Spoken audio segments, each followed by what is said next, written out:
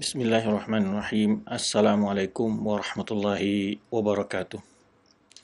Alhamdulillahirabbil alamin wassalatu wassalamu ala rasulihil amin wa ala alihi wa ashabihi wa man saru ala nahji ila yaumiddin. Pemirsa Roja TV dan juga pendengar Radio Roja yang dimuliakan Allah Subhanahu wa taala, alhamdulillah di kesempatan pagi hari ini yang penuh berkah ini kita dapat kembali melanjutkan kajian kita, kebersamaan kita dalam membahas, menerangkan, mengenal berbagai perjalanan generasi terdahulu dari umat ini. Di antaranya adalah di masa kekuasaan Bani Umayyah, bagaimana kepemimpinan para raja Bani Umayyah di dalam mengurus urusan umat Islam setelah masa Khulafaur Rasyidin. Kita mengambil faedah-faedah, pesan-pesan, serta inspirasi-inspirasi yang positif untuk kita jadikan sebagai motivasi dan juga sebagai inspirasi bagi kita di dalam menempuh dan menjalani hidup ini. Saudara-saudara seiman, alhamdulillah, semoga antum semua juga berada dalam keadaan sehat walafiat serta diberikan kesehatan oleh Allah SWT dalam jiwa raganya, terutama dalam sisi keimanannya. Senantiasa Allah beri taufik, kemudahan untuk belajar ilmu agama, karena pokok dari inti kebahagiaan itu adalah belajar ilmu agama. Pelajaran kita pada kesempatan ini akan melanjutkan tentang yaitu bagaimana ketinggian atau keilmuan Umar bin Abdul Aziz. Sebelumnya kita telah menjelaskan bagaimana Umar bin Abdul Aziz di awal berkuasa, ya, dia menunjukkan bagaimana konsekuensinya dia untuk memperbaiki lebih baik lagi dari kondisi yang sudah baik di masa Al-Walid bin Abdul Malik, kemudian dilanjutkan dengan masa Sulaiman bin Abdul Malik yang sudah melihatkan bagaimana kemajuan dari berbagai sisi ekonomi, ya, ataupun pembangunan ya, infrastruktur. Secara khusus di Umar bin Aziz lebih menekankan masalah pemilihan daripada pejabat-pejabat penguasa saat itu. Jadi di awal dia telah membenahi berbagai perbuatan-perbuatan yang diindikasi sebagai kezaliman, maka beliau berusaha untuk semakin memperbaiki dan memberikan rasa keadilan kepada kaum muslimin lebih baik lagi. Sehingga beliau melakukan pembenahan dalam bidang pemerintahan dalam berbagai hal. Hal itu mulai dari diri beliau sendiri. Sebenarnya telah kita jelaskan, beliau menyuruh istrinya yang memiliki berbagai kemewahan, kekayaan yang diberikan oleh orang tuanya sebagai pejabat sebelumnya dan juga saudara-saudaranya, ya. Itu banyak sekali sebetulnya harta benda yang disuruh oleh Umar bin Aziz untuk dikembalikan ke atau dihadiahkan ke Baitul Mal kaum muslimin. Kita sudah jelaskan juga bahwa istri beliau Umar bin Aziz adalah itu anak daripada Abdul Malik atau saudara Al-Walid bin Abdul Malik, saudari dari Al-Walid bin Abdul Malik. Istri yang sangat salihah, taat kepada suami, ya, dan lebih mementingkan bagaimana kesejahteraan para rakyatnya. Satu hal yang sangat mendasar disebutkan oleh para ulama, di antara Imam Suyuti dan meriwayatkan beberapa ulama adalah Umar bin Aziz sebelum dia berkuasa itu gemuk gitu. Jadi ikat pinggangnya bisa ditelan oleh perutnya gitu, disebutkan oleh riwayatnya begitu. Gemuk sekali. Ya, kekayaan banyak, ya. Memang dia sebelumnya memang orang tua juga pernah jadi gubernur di Mesir, ya, kekayaan yang banyak. Kemudian juga dia juga pernah jadi gubernur di Madinah selama 6 tahun, ya. Tentu banyak kekayaan-kekayaan yang memang hasil daripada gajinya ataupun dari usahanya. Namun setelah jadi khalifah, dia tidak mengambil gaji. Dan kemudian dia cukup dengan suatu penghasilan dari suatu pertaniannya, ya, dari suatu daerah di kota Madinah, dia makan di situ. Jadi dia jatuh miskin sudah berkuasa. Ini satu hal yang sangat membuat rakyatnya kagum, ya. Dia jatuh miskin kalau sudah berkuasa. Bahkan kurus disebutkan. Badan semakin kurus setelah berkuasa. Jadi beda dengan penguasa-penguasa yang kita lihat, ya. Sebelum berkuasa mungkin biasa-biasa saja, namun setelah berkuasa dia punya aset di sana sini, punya kemewahan-kemewahan segala macamnya, ya. Kemudian ya Bagaimana kita lihat ya kebanyakan dari penguasa yang ada. Tapi berbeda dengan Umar bin Abdul Aziz yang patut kita tauladani. Bagaimana beliau sangat konsentrasi mengurus umatnya, mengurus bangsanya. Disebutkan juga oleh para penulis sejarah seperti Mahmud Syakir, ia menjelaskan juga bagaimana Umar bin Aziz ini tidak kenal siang dan malam dalam mengurus negaranya, dalam mengurus kaum muslimin. Ya, ini juga menyebabkan mungkin beliau kurang istirahat ya. Sehingga tubuh beliau menjadi kurus setelah menjabat gitu ya, menjabat sebagai khalifah atau sebagai raja. Dan beliau tidak pernah menunda pekerjaan hari ini untuk esok. Ini yang barangkali banyak perbedaan dengan penguasa-penguasa ya. Sering kita temukan para pejabat atau para bawahan mereka lah ya yang melayani masyarakat secara langsung menunda-nunda urusan gitu ya. Menunda-nunda urusan, kita datang ngurus sesuatu, datang lagi 3 hari lagi, datang 3 hari katanya pimpinan belum masuk, belum ditangani oleh pimpinan, ya, datang lagi minggu depan juga ke hari libur, macam-macam lah, ya, atau lagi dia mungkin keluar kota, dinas keluar kota, sehingga urusan rakyat terkatung-katung berbulan-bulan. Ya. Ini pengalaman kita dalam administrasi kita memang sangat-sangat memprihatinkan ya. Ini barangkali untuk kita semua ini, baik lembaga-lembaga pemerintah maupun lembaga-lembaga swasta ya, baik yang berkenaan dengan administrasi seperti kampus, pendidikan, ataupun administrasi kenegaraan lainnya lah. Ya, di mana kita dapatkan kita ini lebih banyak buang-buang waktu. Padahal pekerjaan itu sebetulnya hari itu pada detik itu bisa selesai. Tapi karena ada konsep di kita itu ya, sekaligus saja nanti kalau untuk neken gitu, pokoknya dikumpulin dulu, staf atau sekretaris ngumpulin surat-surat yang masuk 2 hari baru diserahkan, 3 hari baru diserahkan. Nah, hari ketiga kadang-kadang pimpinan juga lagi ada dinas luar atau kemana-mana, sehingga urusan itu terkatung-katung terus. Ya, saya yakin semua yang mendengarkan ini pernah pengalaman seperti itu gitu ya. Tidak cukup 1 hari 2 hari, bahkan tidak cukup 1 minggu gitu, berbulan-bulan baru selesai. Nah ini perlu sekali perhatian bagi para pejabat kita, bagi para penguasa kita, bagi pemimpin kita. Hendak berikanlah kemudahan kepada rakyat.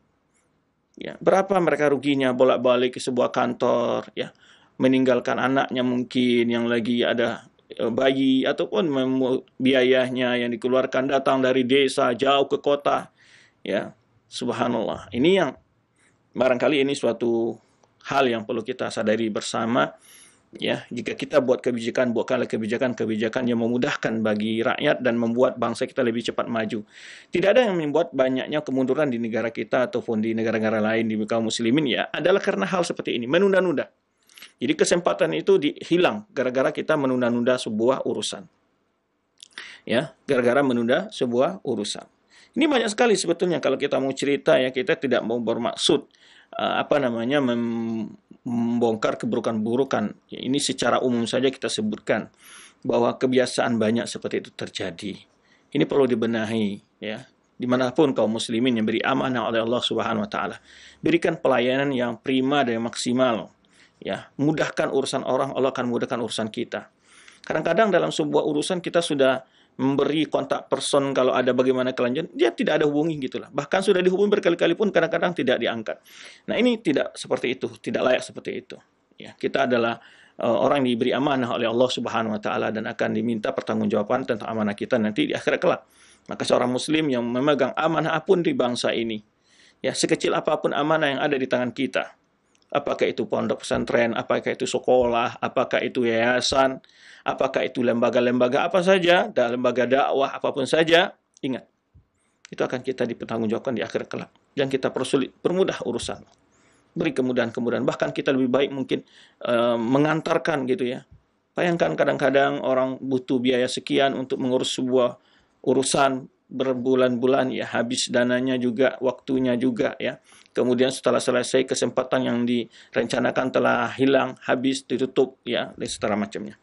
Nah, ini salah satu pelajaran ya. Yang pertama tadi saya sebutkan, pelajaran pertama adalah bagian Umar bin Aziz ya, satu ibarah yang disebutkan oleh imam para ulama seperti yang dinukil oleh Imam Suyuti dalam kitabnya Tarikh Khulafa, itu di antaranya adalah Imam Abdul Aziz sebelum dia berkuasa menjadi khalifah atau menjadi raja, hidupnya kaya raya, hidupnya mewah segala macamnya ya, badannya berisi gitu ya. Tapi setelah menjadi khalifah dia berbeda. dia tidak malah menjadi miskin gitu, ataupun tubuhnya jadi kurus gitu. Yang kedua adalah pelajaran untuk kita semua, ya, untuk semua kita semua ini, siapapun yang mendengar, adalah jangan suka menunda-nunda urusan. Jangan suka menunda-nunda urusan. Apa yang bisa dikerjakan hari ini, kerjakan. Jangan tunggu besok. Jangan tunggu besok, karena hari besok belum tentu kita akan masih sehat, kita akan masih berbuat sesuatu atau tidak. Ini diantara inspirasi atau pelajaran yang saya dapatkan dari penjelasan ulama tentang bagaimana Umar bin Abdul Aziz itu mengurus. Padahal masa kepemimpinannya dia tidak terlalu lama ya. Tidak terlalu lama. Dia itu tidak 3 tahun sekian lah, atau 3 tahun nggak nyampai gitu ya. Pendek sebetulnya. Tapi dalam masa ini itu menjadi kesan yang sangat terkesan dalam penulisan sejarah Islam. Ini yang ajibnya gitu. Hidup beliau itu yang menjadi khalifah ya, memang jadi amir sebelumnya. Kalau kita bercerita nanti dia ketika menjadi gubernur Madinah, bagaimana dia mensejahterakan rakyat Madinah juga kita akan dengar nanti ya. Tapi masa kekhalifahannya dia itu tidak panjang, tapi kok berkesan banget oleh rakyatnya ya, dan sehingga para penulis sejarah mengupas itu berpanjang lebar bagaimana keadilan yang dirasakan, perhatian kepada rakyat dirasakan oleh rakyatnya ya.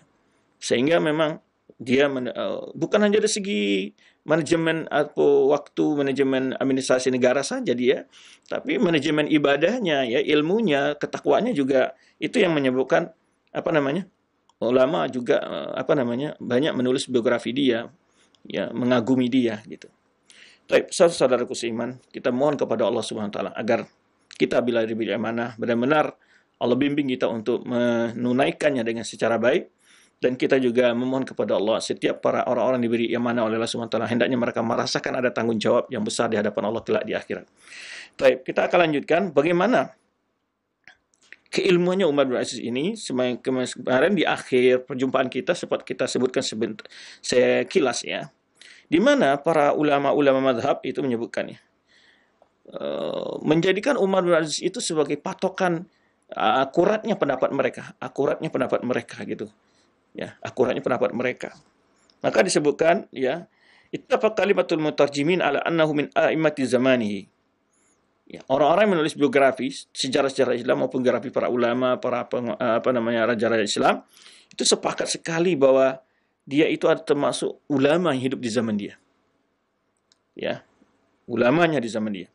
Faqad atalqa alaihi kullu minal imamaini, di mana dua orang ulama besar seperti Malik dan Sufyan bin Uyainah, ini ulama yang terkenal ya, menyifatkan dia sebagai imam.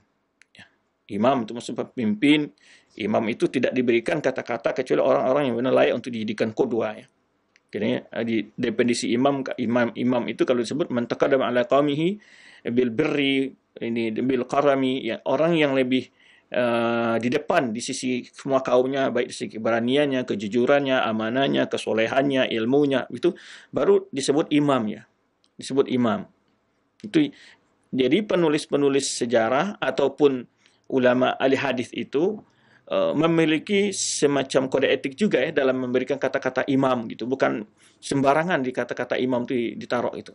Yang imam yang maksudnya berarti pemimpin ya, bukan imam salat ya. Imam salat tidak disebut imam di luar salat ya, imam dalam waktu salat saja. Tapi yang dimaksud sini imam yang benar, imam yang menjadi qudwah ya. Maka dia dikatakan imam karena dia qudwah. Jadi banyak melakukan kebaikan untuk orang lain.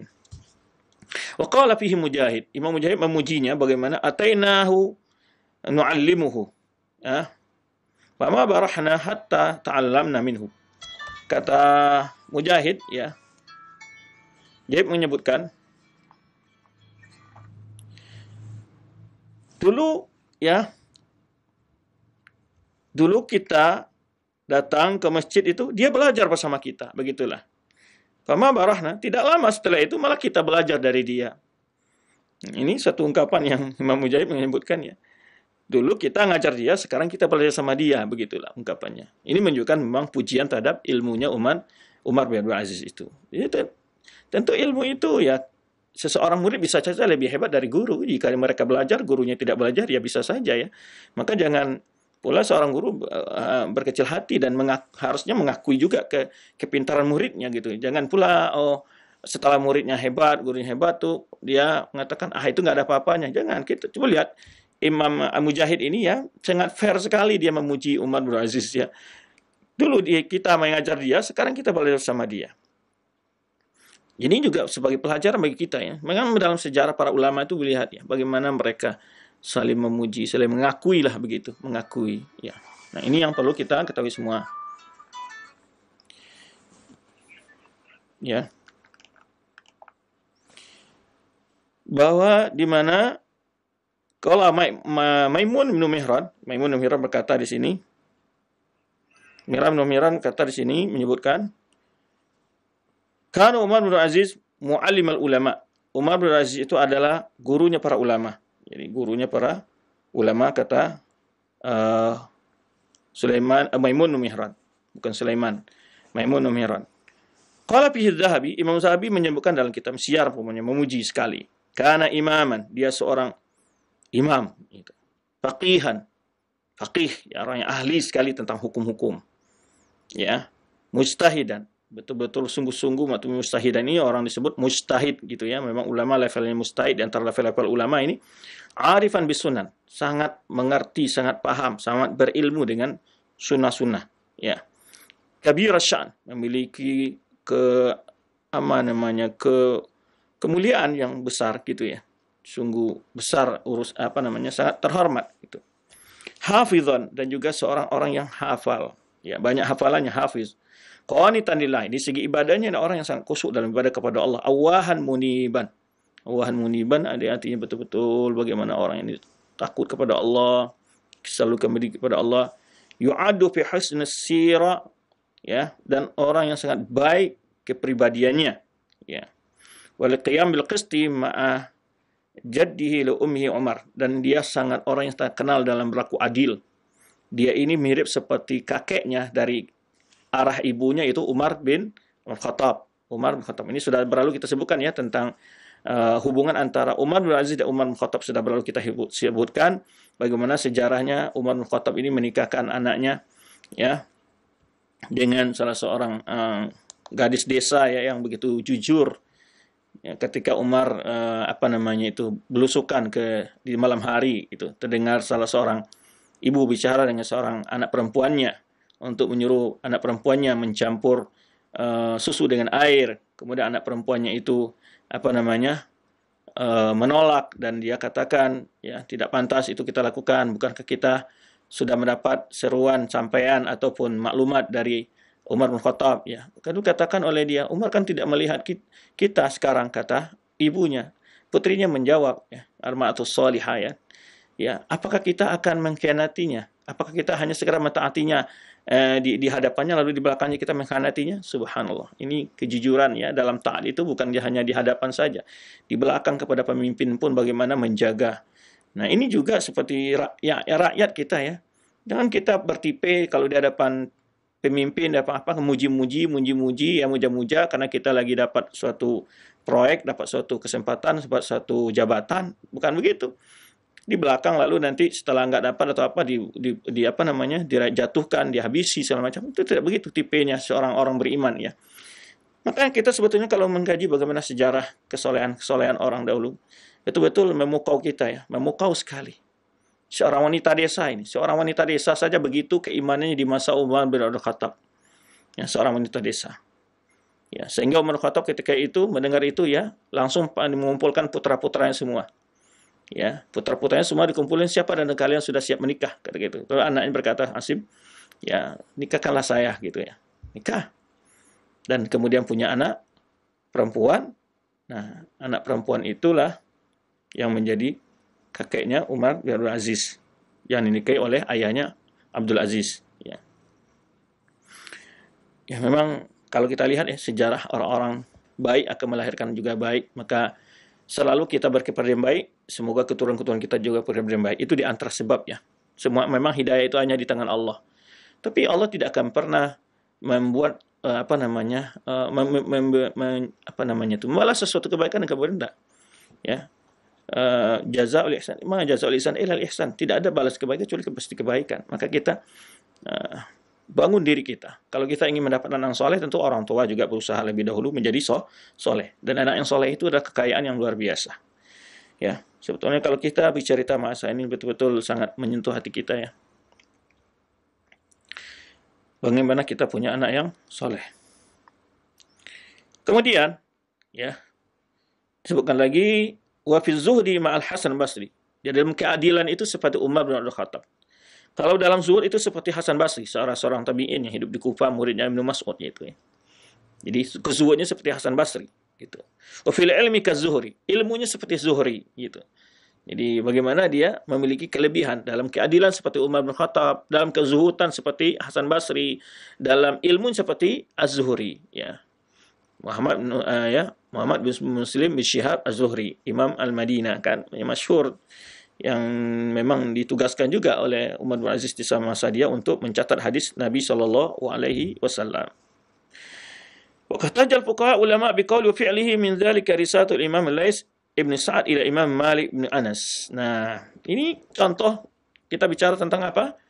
Keilmuannya Umar bin Aziz ini bagaimana menjadi standar bagi para ulama ya untuk sebuah pendapat gitu ya. Sebenarnya dalil itu adalah Al-Qur'an dan Sunnah, kemudian dalam memahami Al-Qur'an dan Sunnah itu standarnya kita itu benar atau tidak memahami, ya lihat pendapat ulama menjelaskan maksud ayat dan hadis yang kita maksud itu. Ya, kadang-kadang orang dia berdalil dengan Al-Quran, berdalil dengan hadis, tetapi pemahamannya menurut versi dia, memberi versi jamaahnya dia, memberi versi gurunya dia, tidak. Ya. Memahami Al-Quran bukan menurut versi masing-masing, tapi memahami versinya yang dipahami oleh para sahabat Rasulullah SAW. Karena pemahaman para sahabat itu telah mendapat rekomendasi jelas dari Allah Subhanahu Wa Taala dan juga dari Rasulullah SAW tentang kebenaran pemahaman mereka. Maka jika kita terpukau dengan orang-orang berdalil dengan hadis, itu kan juga punya dalil. Ya, setiap pendapat ada dalilnya. Iya, setiap pendapat ada dalilnya. Tapi tentu dia itu benar dalam memahami dalil itu. Ya. Contoh, umpamanya orang berdalil dengan Al-Quran untuk meninggalkan sholat. Bisa saja dia seperti orang liberal menyebutkan dalam sebuah tulisan, menyebutkan sholat itu hanya bagi orang-orang yang suka melakukan perbuatan keji dan mungkar. Dia sebutkan firman Allah Subhanahu wa taala, "Inna salata tanha 'anil fahsya'i wal munkar." Sungguh salat itu mencegah perbuatan keji dan mungkar. Menurut mereka, kalau orang tidak melakukan perbuatan keji dan mungkar, katanya nggak perlu salat. Kan tujuannya untuk mencegah keji dan mungkar. Ini bentuk-bentuk pendalilan yang dalilnya benar, tapi pendalilannya yang keliru gitu. Maka oleh sebab itu, kita standar dalam mencari sebuah pendapat harus berpedoman kepada Al-Quran Sunnah dan sesuai dengan pemahaman sahabat. Ini mutlak standar ini. Mutlak standar ini tidak bisa ditawar-tawar ya. Baik. Kemudian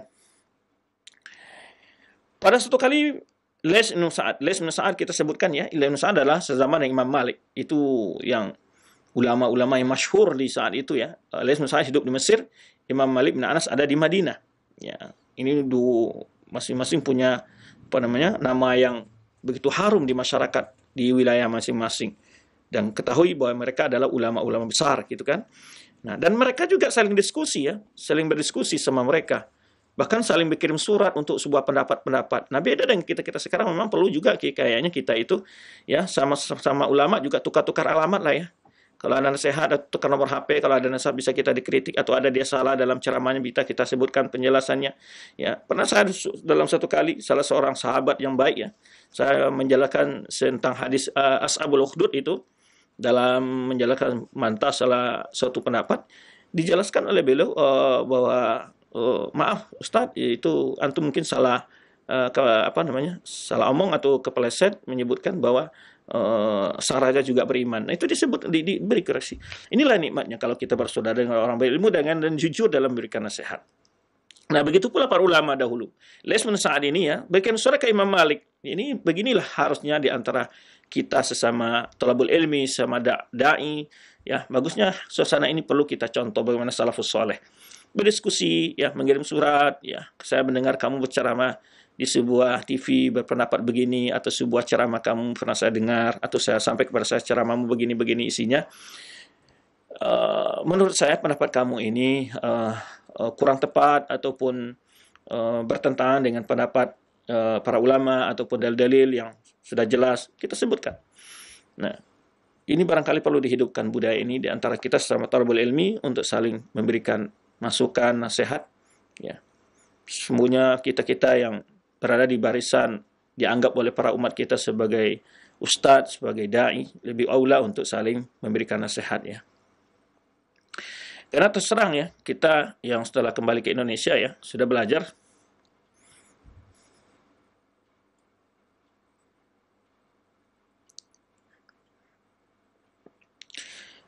Jarang sekali kita mendapat nasihat. Karena teman-teman kita itu mungkin dia menganggap kita sudah alim sekali gitu. Padahal kita sebetulnya rindu untuk diberi nasihat.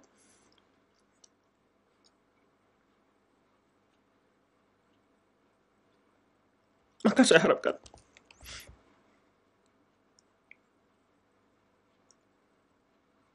kepada sahabat-sahabat kita sesama dai, tidak perlu kita ragu untuk menyampaikan nasihat kepada saudara kita, kepada siapapun, saudara-saudara kita. Jangan biarkan dia tersalah. Ya.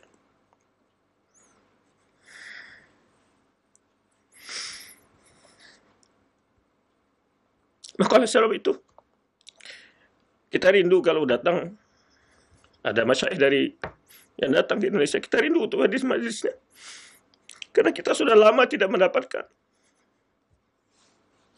nasihat, teguran, ya, yang melecur hati kita, pemikiran kita, kesombongan kita, angkuhnya kita, gitu. Karena kita sekarang di level ngajar-ngajar, ceramah-ceramah. Jadi kalau kita tidak ada yang, memang kita baca nasihat-nasihat, tapi kadang-kadang berbeda di antara yang dibaca, yang melalui didengar gitu ya. Itu sangat berbeda.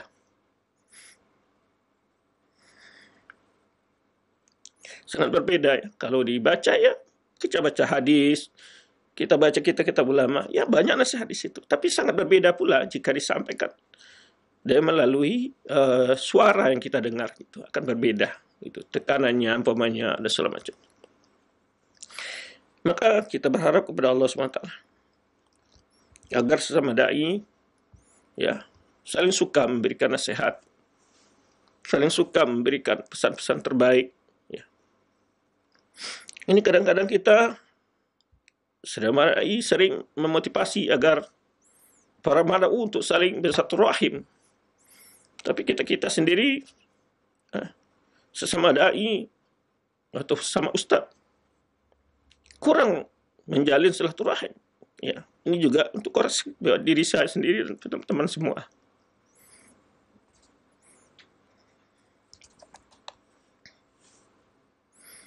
Ketika Imam Les mengirim surat kepada Imam Malik, dalam suatu risalahnya yang singkat, di dalam surat itu Imam Les Ibn Sa'ad berkali-kali mendukung pendapatnya dengan pendapat Umar bin Abdul Aziz. Nah, ini yang kita katakan tadi, bagaimana pendapatnya Umar bin Abdul Aziz itu menjadi dukungan bagi pendapat dia gitu ya, dalam memilih sebuah kerojihan pendapat gitu. Nah, kemudian ya itu dalam beberapa masalah gitu ya. Berarti ada diskusi antara diskusinya Imam Malik dengan Imam Lais bin Sa'ad.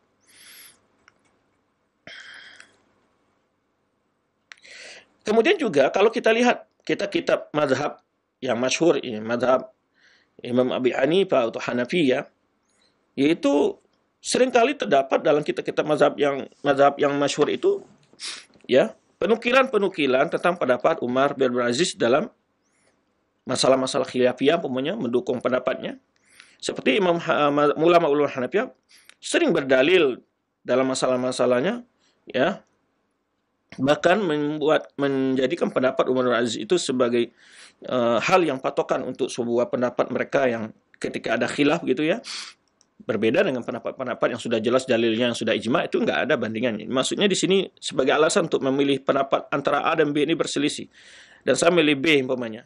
Kenapa? Karena ini pendapatnya Umar bin Aziz yang juga memahami masalah yang sama seperti saya pahami umpamanya. Kemudian juga ya, alasan dari mazhab Abi Hanifah sebagaimana disebutkan oleh Quraisy dalam kitabnya Al-Jawahir Mudi'ah. Faedatun, dia sebutkan satu faedah, katanya ashabuna fi kutubihim, ashabuna maksudnya ulama-ulama Hanafiyah dalam kitab-kitab mereka itu dalam masalah khilaf itu wa huwa qaulu Umar As-Saghir, selalu disebutkan ya ketika disebut inilah pendapat Umar As-Saghir. Umar As-Saghir maksudnya yaitu Umar bin Abdul Aziz. Kalau Umar yang Umar Kabir maksudnya Al-Kabir itu maksudnya Umar bin Khattab radhiyallahu anhu. Nah, itu dalam kitab kitab-kitab yang ditulis oleh para ulama Hanafi dan kitab-kitab fikih mereka.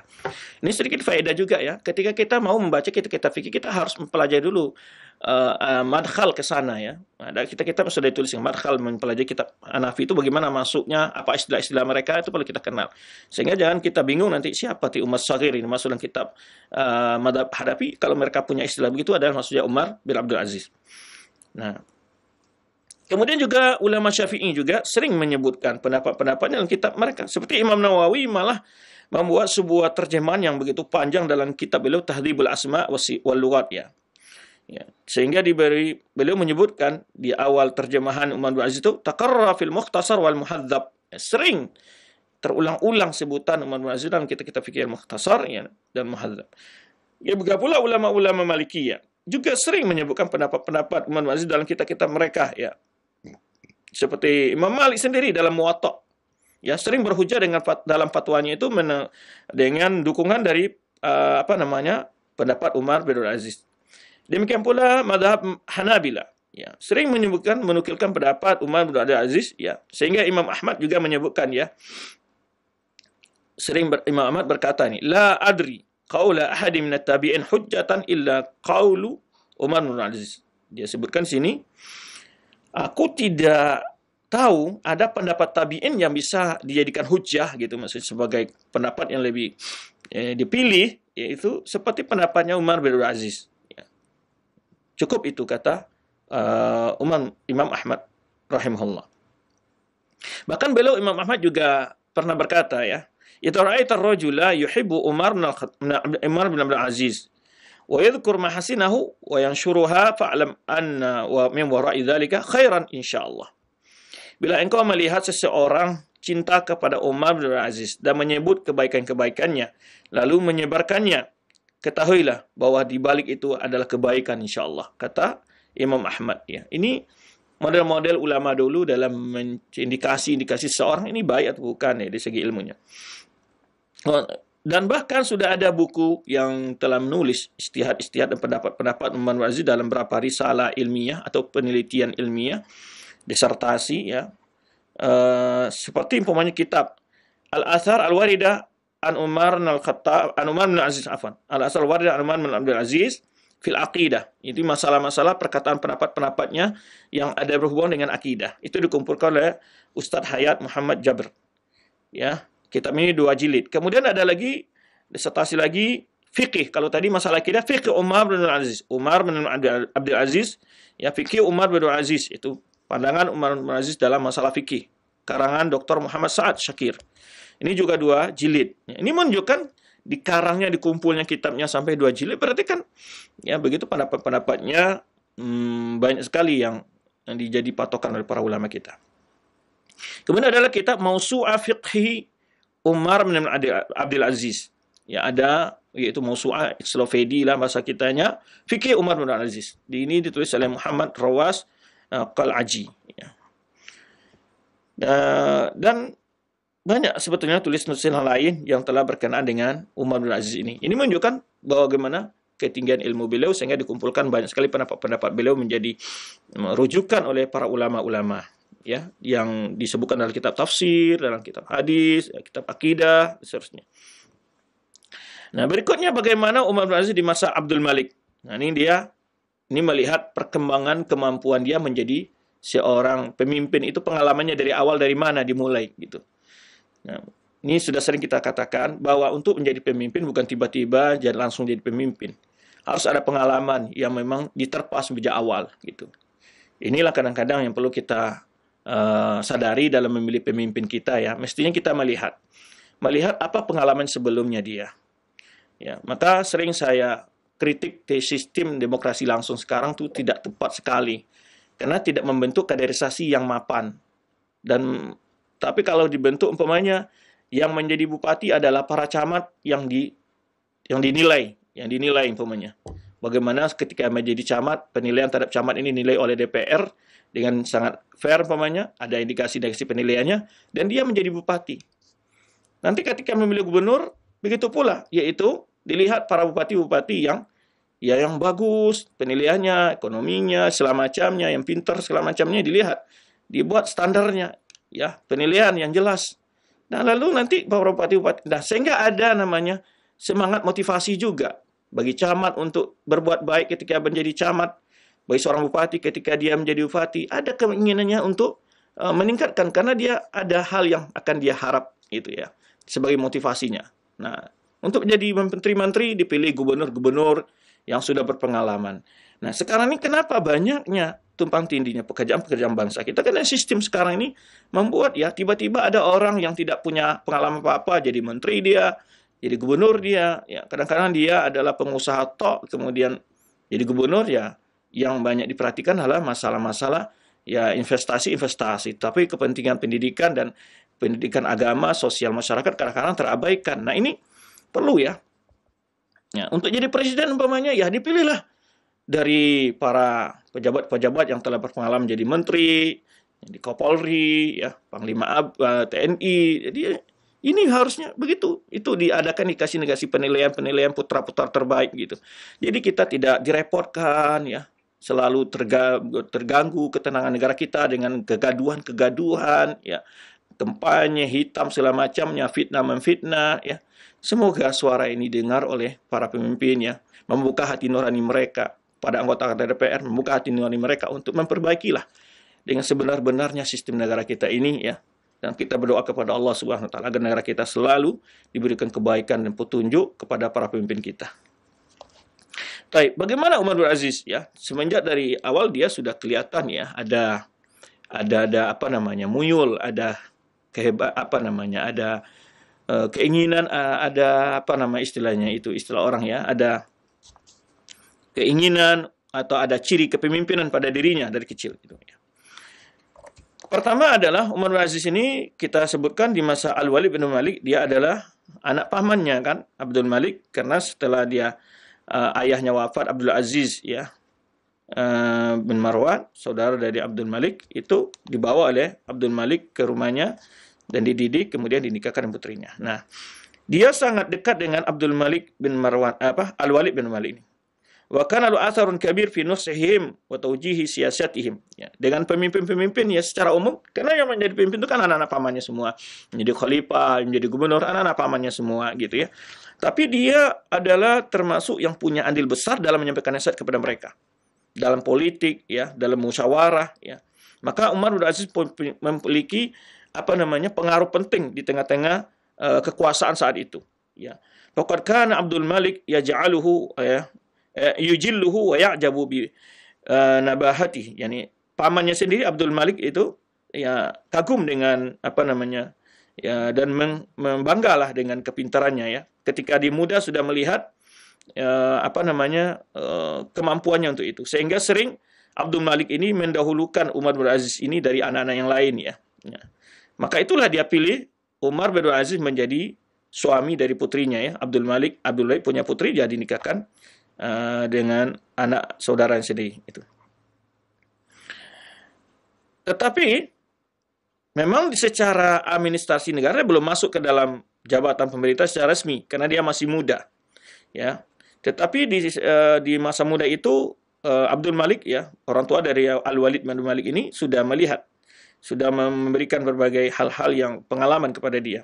Kemudian ditulis oleh Ibnul Jauzi, kata Abdul Malik kitaban yadzakiru bi masulatil mulqa ala atiqihi. Nah, di sini bagaimana Umar bin Abdul Aziz ini menulis sebuah surat kepada pamannya Abdul Malik ya, di mana dia menulis surat. Jadi keberaniannya ini yang dari awal menyampaikan nasihat itu ya, karena dia merasa dekat dengan pamannya segala macamnya. Fa innaka ra'in, dalam surat itu dikatakan engkau adalah pemimpin. Wa kullu mas'ulin ya an ra'iyati ya, setiap orang akan minta pertanggungjawabannya dengan dari kepemimpinannya. Hadatsana Anas bin Malik. Lalu dia sebutkan hadis. Anas bin Malik meriwayatkan kepada saya bahwa Nabi SAW bersabda, "Kullu ra'in mas'ulun ra'iyati." Setiap pemimpin akan diminta pertanggungjawabannya. Kemudian dia tutup dengan firman Allah Subhanahu wa taala, "Allahu la ilaha illahu." Ya, Allah lah yang tiada berhak disembah kecuali Dia. La yajma'annakum ila yaumil qiyamati, ingatkan, sungguh akan dikumpul kalian semua pada hari kiamat. La raiba fihi, yang tidak ada keraguan tentang hari kiamat itu. Wa man asdaqu minallahi haditha, siapa yang lebih benar ungkapannya daripada Allah Subhanahu wa taala.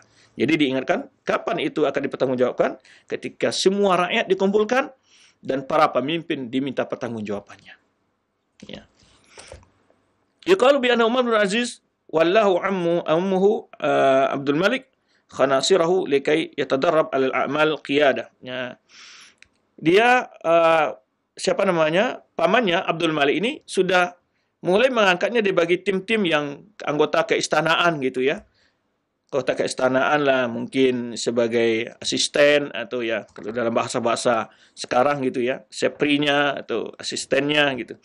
Untuk sebagai pendidikan yang diberikan kepada anak ini. Nah, ini juga menunjukkan kepada kita pentingnya anak-anak itu dibina ya, diberikan pendidikan, pengalaman sesuai yang cocok bagi dia. Jadi untuk memimpin dia, fi waqtin mubakir, sudah diberi tanggung jawab, diperlihatkan bagaimana mengurus sebuah bangsa dan negara itu. Di mana Sulaiman bin Malik walladzi wallahu ala hanasirha, dan juga ada menyebutkan Sulaiman bin Malik yang menugaskan dia untuk menjadi sekretaris seknek atau apalah gitu. Kemudian dan juga menyebutkan di mana Umar bin Aziz sangat sedih ketika pamannya meninggal. Ya, sehingga Umar bin Aziz pernah berbicara kepada anak pamannya Maslamah bin Abdul Malik, mengatakan, "Faqala ya Maslamah inni hadartu abaka lamma dufin." Dia katakan pada anak pamannya Maslamah bin Abdul Malik ini, "Saya hadir waktu bapakmu dikuburkan. Hamalatni aini inda kubri." Saya menangis ketika di kuburannya. Ya, faraitu qad afdha ila amrin min amrillah. Kenapa dia menangis? Ya, saya tahu bahwa dia sudah sekarang ada urusannya di tangan Allah sekarang. Ya, dan bagaimana saya ingat bagaimana mungkin secara pemimpin dia ada hal-hal yang harus dipertanggungjawabkan di akhirat. Maka ini membuat aku takut bagaimana nanti ya pamanku ini atau ayahmu mendapat pertanggungjawab azab karena hal-hal selama berkuasa dia tidak melakukan dengan sebaik-baiknya untuk rakyatnya.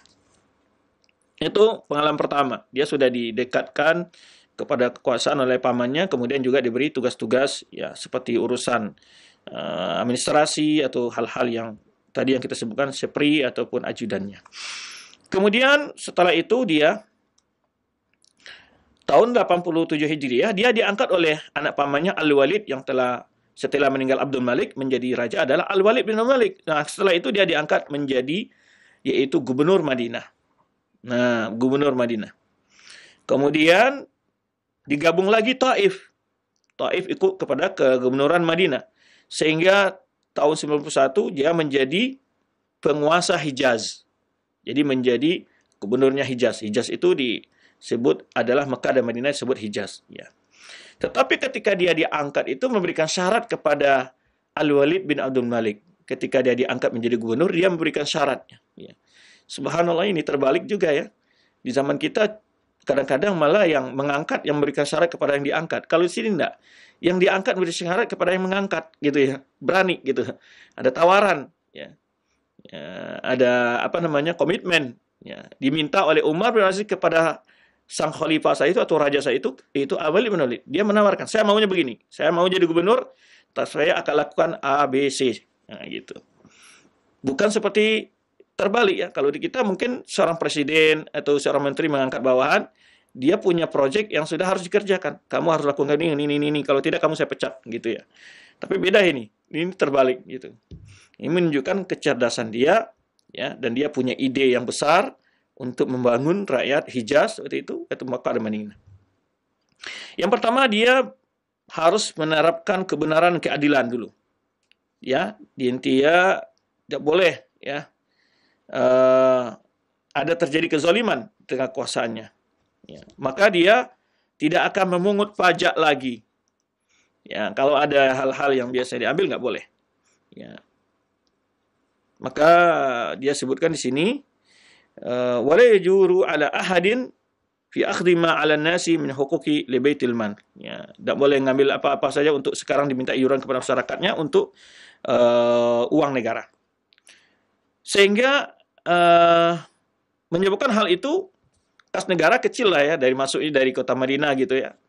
Ya, untuk ke kas negara yang masuk ke raja gitu. Karena pajak Madinahnya sedikit atau daerah Hijaz sedikit gitu. Kalau kita sekarang pokoknya salah satu gubernur itu meringankan pajaknya buat rakyatnya, membuat itu masukkan ke negara kecil gitu. Kemudian Syartus tsani ayusmaha lahu bil hajj fi awal sanatin. Nah, kemudian dia minta juga kepada Al-Walid, dia dibolehkan haji. Ya, tahun pertama dia menjabat dibolehkan haji. Ya, subhanallah permintaannya. Dia minta kepada Al-Walid, kalau saya tahun pertama ini berkuasa, saya mau haji dulu. Ya, karena waktu itu dia belum haji, disebutkan oleh penulis di sini. Ya, belum pernah haji, maksudnya haji Islam ya. Kalau haji orang sebelum balik itu tidak dianggap haji yang Islamnya. Yang ketiga dia beri syarat ismalahu bil ata ayukhrijahu lin-nasi fil Madinah. Nah, kemudian dia harus mengizinkan Al-Walid bin Abdul Malik harus mengizinkan Umar bin Aziz untuk memberikan semacam apa namanya itu bantuan ya. Kalau kita sekarang bantuan langsung ya, bantuan tunai kepada masyarakat Madinah. Maka Al-Walid menyetujui semua syarat yang diajukan oleh Umar bin Abdul Aziz, sehingga dia menjadi mulai dia berkuasa dan membahagiakan rakyatnya, sehingga rakyatnya bahagia sekali ya. Pajak dikurangi, kemudian apalagi tambahan juga ada insentif setiap bulan juga bantuan-bantuan ya, subhanallah. Taib, sehingga dia sangat dicintai oleh rakyat Toba ya. Mudah-mudahan banyak gubernur yang mencontoh Umar bin Abdul Aziz sekarang ya, mengurangi pajak rakyatnya ya, kapan perlu mensubsidi listriknya dan segala macamnya ya kan. Daerah-daerah gubernur-gubernur yang kaya mesti begitu gitu ya. Sekarang kan ada otonomi daerah, mestinya diberikan, ditiru ini Umar bin Aziz memberikan bagaimana dia membangun daerahnya. Pertama dia kurangi ngambil pajak dari rakyatnya, ya, kemudian malah juga memberikan insentif kepada rakyat-rakyat yang kurang mampu dan seterusnya. Baik, kemudian setelah menjadi itu, ya, setelah dia menjadi gubernur, bagaimana kepintaran dia membuat sebuah majelis syura. Dia membuat DPR sendiri di Madinah itu yang anggotanya semua ulama-ulama gitu ya. Yang menjadi majelis syuranya ya, dalam bahasa kitanya bukan seperti DPR betul ya, bukan membuat undang-undang segala macam, dia adalah penasihat untuk Umar bin Abdul Aziz. Tapi para ulama saja isinya gitu. Para ulama saja isinya. Sehingga setiap dia ngambil keputusan, Umar bin Abdul Aziz selalu memanggil orang-orang yang masuk ke dalam majelis syuranya untuk memberikan masukan-masukan, pandangan-pandangan. Gitu. Nah, maka setelah dia diangkat menjadi gubernur Madinah, salah satu program besarnya adalah yaitu membentuk majelis syura, ya, khusus untuk dia. Ya, dia panggil 10 orang fuqaha Madinah. Ya, dipanggillah ulama-ulama Madinah yang berkompeten. Ya, ini barangkali pelajaran lah bagi gubernur-gubernur kita atau penguasa-penguasa kita untuk jangan sepi ya majelisnya dari ulama gitu ya. Ramaikan ulama untuk memberikan masukan-masukan. Karena ulama itu ya, ulama yaumul qiyamah insyaallah dia memberikan pendapat sesuai dengan apa yang diperintahkan Allah. Dan yang diperintahkan Allah itulah yang akan ada berkahnya. Yang akan membawa efek positif ya. Pasti semua yang disyaratkan Allah itu hanya efeknya positif, enggak ada yang negatif ya. Ya. Setidak-tidaknya adalah meminimalisir ya hal-hal yang negatif. Baik. Siapa saja anggotanya? Urwah bin Zubair, Ubaidillah bin Abdullah bin Utbah, Abu Bakar bin Abdurrahman bin Al-Haris ibn Hisham, ya, Abu Bakar bin Sulaiman ibn Abu Khaisamah, Sulaiman bin Yasar, Qasim bin Muhammad, ya. Ini Abu Bakar ini, wa Salim ibn Abdullah bin Umar, ya. Wa akhuhu Abdullah bin Umar, anaknya Abdullah bin Umar, dua orang nih. Kemudian Abdullah bin Amir bin Rabi'ah wa Kharijah bin Kharijah bin Sabit. Kharijah bin Zaid bin Sabit. Ada 10 orang ulama. Ya. Setelah Umar bin Aziz memanggil mereka semua, Umar bin Aziz berkata kepada mereka, "Inni da'autukum li amrin tu'jaruna alaihi." Jadi mereka ini nggak dikasih gaji. Kata Umar bin Aziz, ini kan tugas kalian. Menasihati saya itu tugas kalian. Ngapain saya akan gaji kalian gitu, subhanallah ya. Sekarang kita kalau nggak digaji mungkin nggak mau ngasih nasihat gitu ya, subhanallah. Ini Umar bin Aziz digertak juga ini imannya para ulama ini, ditantang oleh Umar bin Aziz. Saya ini manggil kalian untuk perkara yang kalian dapat pahala atasnya. Wa takununa fi awanan al-haq. Sehingga kalian menjadi orang-orang yang membantu menegakkan kebenaran, kata Umar bin Abdul Aziz. Ya, ini juga efek ya, biar ulama itu jujur sebetulnya. Untuk memberikan nasihat memang tidak perlu diberi gaji ya. Kalau diberi mungkin transportasi saja sekedar gitu aja gitu ya, supaya tidak juga mungkin banyak ulama-ulama yang tidak punya penghasilan yang cukup untuk keluarganya, itu mungkin transportasi saja dikasih gitu. Jangan tidak perlu gaji sampai ratusan juta, nggak perlu gitu. Supaya dia tetap istiqomah dalam agamanya dan istiqomah dalam niatnya gitu. Nanti kalau sudah ada gaji-gaji begitu, ada persaingan lagi gitu ya, yang tidak terpilih kecil hati dia gitu. Nah, ini subhanallah ya. Umar bin Aziz ini banyak sekali sebenarnya inspirasi-inspirasi bagi para pemimpin untuk memanage ya kepemimpinan mereka. Baik. Kemudian saya panggil kalian semua untuk perkara yang kalian diberi pahala di atasnya. Dan kalian menjadi penegak-penegak kebenaran. Inilah uridu an aqta amran illa bira'yikum aw bira'yi man hadara minkum. Nah, kata Umar bin Aziz, saya tidak akan ambil keputusan-keputusan penting atau besar kecuali berdasarkan pendapat kalian atau siapa yang hadir di antara kalian. Maksudnya tidak mesti ijma' mereka ya. Nunggu dulu yang tidak hadir enggak. Siapa yang hadir di antara kalian, maka pendapatnya akan menjadi pertimbangan bagi Umar bin Aziz dalam mengambil sebuah kepentingan-kepentingan besar, keputusan-keputusan yang sifatnya penting dan sangat urgent ataupun memiliki pengaruh yang besar terhadap masyarakat.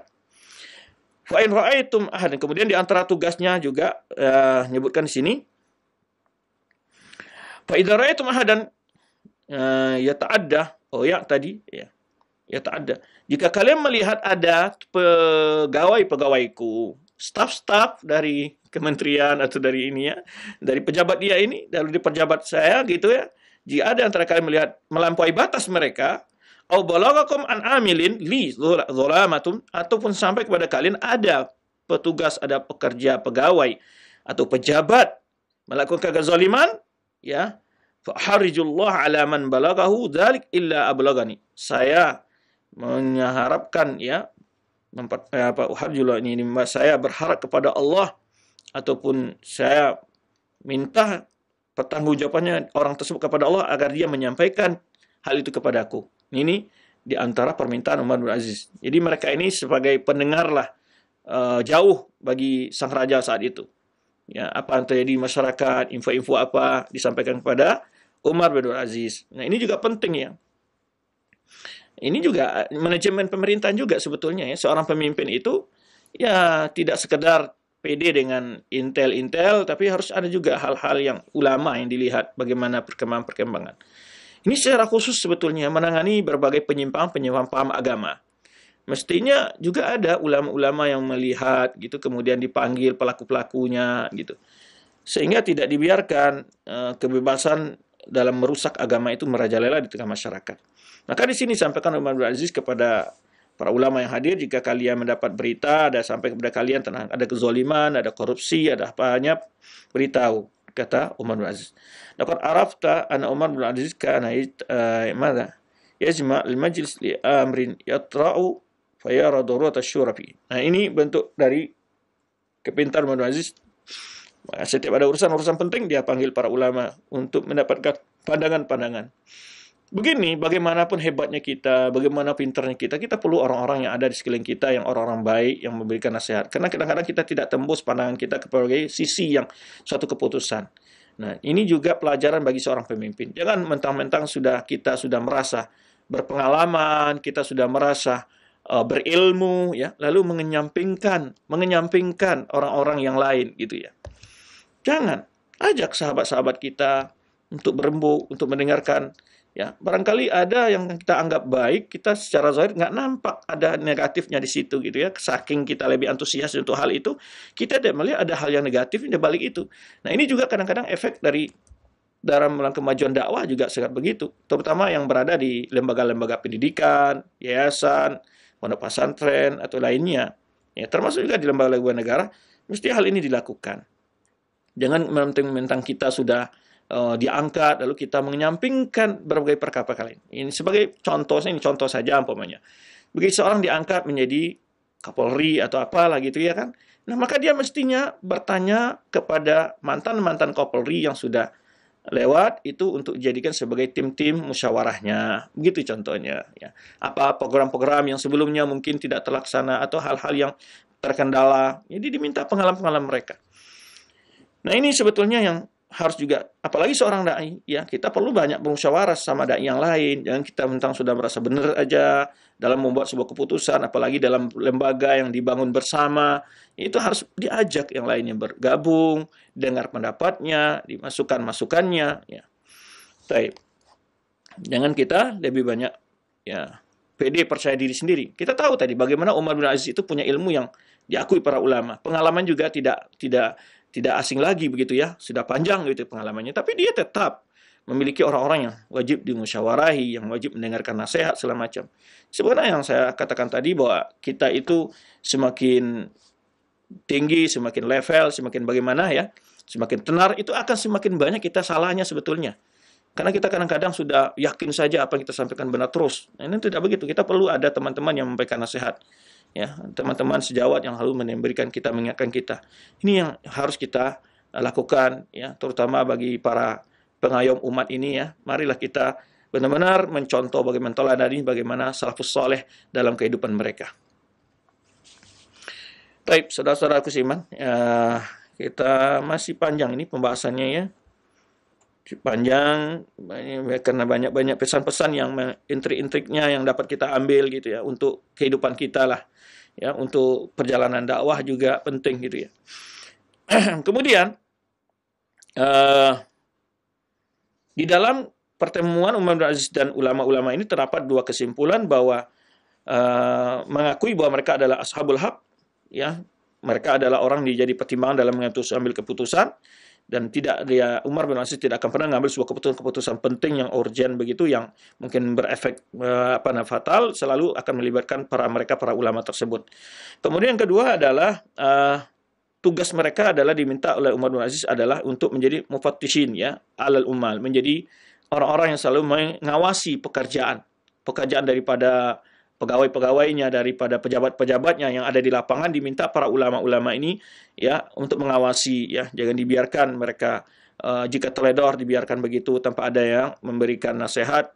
Dan bahkan kalau perlu, kata Umar bin Aziz, ya sampaikan kepada saya, nanti Umar bin Aziz akan melakukan tindakan yang sewajar atau yang pantas untuk orang-orang yang melanggar tersebut. Taib. Kemudian juga dalam hal ini ya juga disebutkan di antara faedah sini bahwa Umar bin Aziz tidak pernah menentukan gaji khusus untuk 10 orang ini. Ya, tidak ada. Ya, li'an kanu min ashabil ata. Karena memang Umar bin Aziz sudah kasih. Karena di zaman Umar bin Aziz itu para penghafal Al-Qur'an, para ulama-ulama ada gajinya dari negara. Jadi tidak ada tambahan-tambahan. Demikian kita katakan tadi, kalau ini dimasukkan ada tambahan lain nanti akan menimbulkan kecemburuan. Baik, kemudian juga Umar bin Aziz menyebutkan di sini bahwa tidak mewajibkan jika ada mereka yang tidak hadir, ya, tidak disyaratkan sebagai syarat utama pendapatnya untuk dipertimbangkan. Hanya Umar bin Aziz hanya akan mengambil pendapat-pendapat orang yang ikut hadir dalam pertemuan-pertemuan tersebut. Nah, itu. Kemudian suatu nasihat Muzahim Maula Umar bin Aziz kepada Umar bin Aziz. Ini juga kisah sangat menyentuh hati. Bagaimana Umar bin Aziz itu dinasihati oleh pelayannya. Ya, bayangkan, ada nggak kira-kira kita bersedia dinasihati oleh pelayan ya? Ya, ini betul-betul ini bagaimana kehidupan seseorang itu memang mencari kebenaran, takut kepada Allah. Ya, dia itu pernah satu kali Umar bin Aziz itu dinasihati oleh pelayannya karena Umar bin Aziz memberikan tanggapan demikian ya. Ini suatu kali dia berkata kepada Umar bin Aziz, karena Umar bin Aziz menyebutkan di sini ada seseorang yang dihukum di kota Madinah. Kemudian Umar bin Aziz ingin menambah masa hukumannya lagi. Lalu Muzahim ini memberikan nasihat agar dilepaskan saja. Lalu Umar bin Aziz mengatakan, "Ma'ana makhrijihi hatta ablugha fil hita alaihi." Jangan dibebaskan dulu. Saya tidak akan membebaskannya, kata Umar bin Aziz, sampai saya tahu dulu benar apakah dia ini sudah berubah. Sudah tidak lagi akan mengulangi perbuatannya, begitu. Ya. Kemudian faqala Muzahim, lalu Muzahim berkata, mughdaban, marah, ya. Ya Umar bin Abdul Aziz, ya Umar bin Abdul Aziz, wahai Umar bin Abdul Aziz, inni uhadziruka lailatan, ya, tamkhadu bil qiyamah. Ya, saya ingatkan kamu malam pertama di hari kiamat. Ya, wa fi sabihatiha taqumus sa'a. Ya, saya ingatkan kamu dengan malam yang paginya terjadi kiamat. Ya. Ya Umar, walaqad kitu ansa ismak mimma asma. Subhanallah, kata-katanya pembantunya ini, pelayannya ini, wahai Umar, hampir saja saya lupa namamu dari kalimat yang keluar dari mulut. Hampir aku lupa namamu mendengar kata-katamu itu, kata Muzahim ini. Qala al-amir, ya. Sehingga dia berkatakan, qala amir. Qala Umar, inna ulama aqadani li hadza syan Muzahim. Sehingga Umar sendiri pun mengatakan, yang pertama sekali mengingatkanku dalam masalah ini adalah Muzahim, yaitu pelayannya tadi. Ini lihatkan tawaduknya, walaupun itu dari seseorang pelayannya, dia terima kebenaran. Falimah wa illa an qala dzalika. Ketika dia menyampaikan hal itu, kata Umar, faka'annama, ya, kushifa awajihi ghita. Dia katakan Umar Abdul Aziz, setelah dia menyampaikan itu, bahwa diperingatkan aku tentang malam yang paginya akan terjadi hari kiamat, begitu diingatkan tentang bagaimana pertanggungjawabannya di hadapan Allah, kata Umar bin Aziz, seakan-akan dia telah membuka tutup mataku, ya. Kushifa an wajhi, atau kasyafa an wajhi, ya, faka'annama kasyafa an wajhi ghita. Seakan-akan dia telah membuka sebuah tutupan di mukaku atau mataku. Ya. Oleh sebab itu di sini kisah juga disebutkan oleh faedah dari kisah ini ditaklik juga oleh penulis, yaitu dalam kisah ini terdapat sebuah pelajaran penting bagi kita adalah pentingnya sahabat yang soleh, teman yang baik, ya, yang ikhlas dalam bersahabat, sehingga dapat mengingatkan kita ketika kita lupa. Subhanallah, ya. Ini kisah-kisah kecil begini, ya, untuk kita teladani. Kemudian bagaimana pula antara Umar dan Hajjaj dari khalifat masa pemerintahan. Dia akan jadi gubernur tadi, Umar bin Aziz menjadi gubernur di Madinah dan Hijaz. Waktu menjadi gubernur Madinah, sebelum Hijaz, Taif semuanya, itu Hajjaj bin Yusuf mau berhaji. Dia menjadi Amirul Hajj pada tahun itu. Maka Umar bin Aziz meminta kepada Al-Walid yang khalifah saat itu, bin Abdul Malik, untuk tidak boleh untuk meminta agar Hajjaj tidak boleh lewat Madinah, tidak usah datang ke Madinah. Subhanallah. Kenapa? Karena memang Umar bin Aziz tahu sekali memang Hajjaj bin Yusuf adalah orang yang sangat bengis, orang yang banyak melakukan kezaliman. Sehingga dia tidak suka sekali dengan Hajjaj itu, gitu. Tidak suka dengan Hajjaj, sehingga sampai-sampai dia tidak mau melihat wajah Hajjaj itu. Ya. Sehingga dia meminta kepada Al-Walid supaya Hajjaj tolong, ya, tidak usah mampir ke Madinah dalam musim haji kali ini. Nah, ini ketegasan-ketegasan yang ada pada Umar bin Aziz, ya. Kemudian setelah itu kan dia bertugas, kemudian dia disuruh pindah oleh Al-Walid setelah dia. Ada yang menyebutkan dia memohon untuk mundurkan diri dari gubernur, ada yang menyebutkan juga dia dipecat, ya. Wallahu alam. Cuman ketika dia keluar dari Madinah itu dia menangis, ya. Dia menangis ketika keluar dari Madinah. Kenapa? Karena teringat hadis Nabi SAW bahwa di antara ciri hari kiamat itu nanti ala wa innal madinata kalkir, ya, yukhrijul khabath. Di Madinah itu adalah seperti api yang mengeluarkan kotoran yang lengket pada besi, gitu, ya. La taqum sa'atu hatta tanfil madinatu syiraraha. Tidak akan terjadi hari kiamat sampai di Madinah itu keluar semua orang-orang yang buruk. Orang-orang munafik, orang apa, kan disebutkan dalam salah satu hari kiamat, semuanya akan keluar dari Madinah. Dalam hadis lain disebutkan keterangan adalah ketika terjadi gempa atau keluarnya Dajjal, itu orang-orang munafik keluar semua dari Madinah. Jadi tidak ada yang tinggal di Madinah kecuali orang beriman saja. Ya, karena Dajjal juga tidak akan masuk ke kota Madinah. Nah, ini maksud dari hadis ini. Sebagaimana yaitu api membersihkan khabathal hadid, yaitu sebenarnya pandai besi ataupun api membersihkan besi daripada kekotorannya. Wa qala Mujahid ulama kharaja Umar bin Aziz minal Madinah nazartu ilani. Ini suatu kisah yang disebutkan di mana dia melihat Umar bin Aziz ketika keluar itu menangis dan mengatakan kepada pembantunya atau pelayannya tadi, Muzahim, jangan-jangan kita yang termasuk ke dalam hadis tersebut. Ini menunjukkan bagaimana seseorang selalu muhasabatun nafs, bagaimana dia cintanya ke Madinah, ya. Dalam sebuah hadis juga Al-Madinatu khairul lahum law kanu ya'lamun. Madinah itu lebih baik, yang mereka tahu. Karena memang di sebelah hari kiamat disebutkan salah satu hari kiamat itu adalah Madinah akan menjadi kota yang sangat indah, tetapi menjadi kosong oleh manusia setelah itu. Kenapa? Karena akan berebut mencari dunia lain. Di antara sebutnya adalah munculnya dua gunung di sungai Ifrit dan Tigris di Baghdad. Ya, mereka berbondong-bondong ke sana mencari dunia, emas itu. Taib. Kemudian juga Umar bin Aziz pernah juga memberikan nasihat kepada Al-Walid untuk jangan bermudah-mudah dalam memberikan hukuman kepada pelanggar. Ya, harus memastikan benar-benar dan harus tepat hukuman itu sesuai dengan apa yang ditentukan dalam agama. Kemudian juga Umar bin Aziz bagaimana dia ta'amul dengan orang Khawarij, ya. Itu sebenarnya saat sini bagaimana Umar bin Aziz fa'ildafa ila mauqif alladhi ma dzakarna anifan, bagaimana kondisi Umar bin Aziz dengan para pemimpin-pemimpin saat itu. Dalam masa pemimpinnya itu Haruri alladhi ba'atha bil Hajjaj, wa ada riwayat tuwadih al-mawqif nafsuhu fa an Shibab an Umar bin Aziz akhbarahu an al-Walid arsa ilai bidhahir fa qatiban wa yani qal fajalastu ilai wa laysa indahu illa rabban. Ini kisah Umar bin Aziz ditemui oleh seorang Khawarij. Ya, ketika itu berkata di sini disebutkan di mana orang Khawarij ini ketika ketika Umar bin Aziz ini memberikan masukan kepada Al-Walid bin Al-Walid untuk tidak memberikan hukuman mudah-mudah dalam hal memberikan hukuman mati kepada seseorang, maka Hajjaj ini membuat skenario. Membuat skenario adalah dia cari salah seorang orang Khawarij, lalu ditanya bagaimana pandangannya terhadap siapa? Muawiyah, Yazid, Muawiyah, pokoknya khulafa Bani Umayyah lah. Tentu pasti orang Khawarij ini menyatakan kata-kata yang sangat menentang gitu. Lalu dikirim kepada Al-Walid. Nah, Al-Walid yang memancing kemarahan Al-Walid dan sehingga dia bisa dihukum dengan hukum pancung, hukum mati umpamanya. Nah, karena dia berencana menggulingkan kekuasaan segala macam orang Khawarij ini umpamanya, ya kan.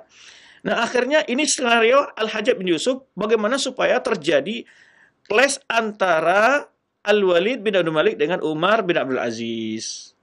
Karena Umar bin Aziz tidak boleh, jangan mudah-mudah memberikan hukuman pancung atau hukuman mati kepada seseorang. Nah, lalu ini ada skenario. Nah, subhanallah, ini kadang-kadang peristiwa-peristiwa ini juga terulang ya dalam banyak kondisi-kondisi penguasa, dalam peristiwa-peristiwa negara banyak terulang juga ya. Dia ingin merusak sebuah hubungan, masukan. Pokoknya seseorang memberikan masukan bahwa ya orang-orang berjenggot, orang bercadar itu tidak identik dengan orang dengan teroris pokoknya, dengan radikal pokoknya. Nah, Oke, termasuk pesan itu kepada para pejabat tinggi negara, aman. Sehingga tidak ada aturan melarang orang pakai cadar, orang celana cingkrang di perguruan tinggi segala macam.